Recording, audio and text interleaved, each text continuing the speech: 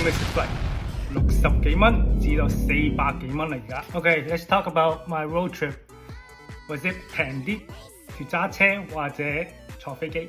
So let's talk about the pros and cons 個好處同壞處。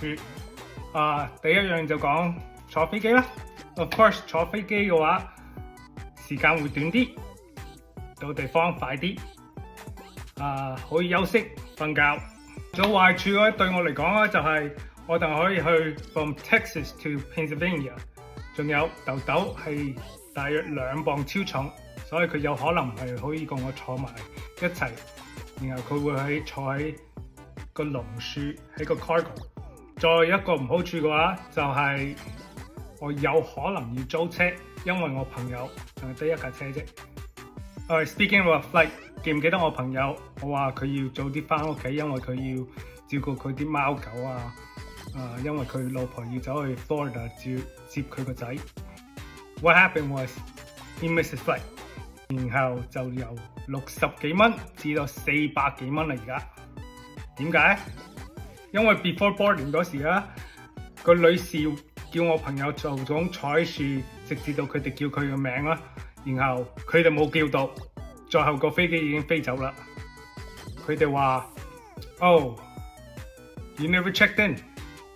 不過佢哋可以俾個 next flight 俾佢。However，個 next flight 咧係直至到第二天先到佢屋企，佢冇咁多時間啦，因為冇人照顧嗰啲狗個貓啊嘛。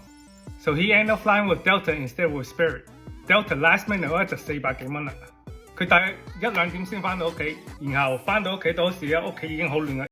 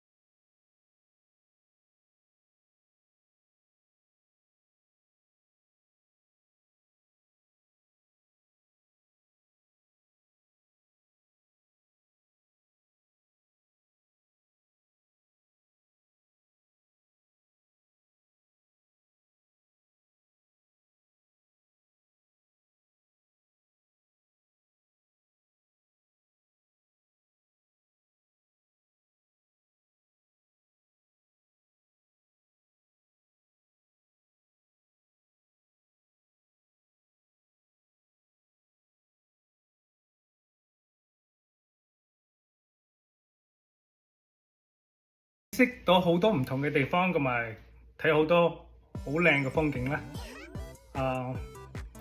辛唔辛苦？少少啦。不過我想喺樹停車嘅話，我停喺樹，我唔需要24小時揸車噶嘛。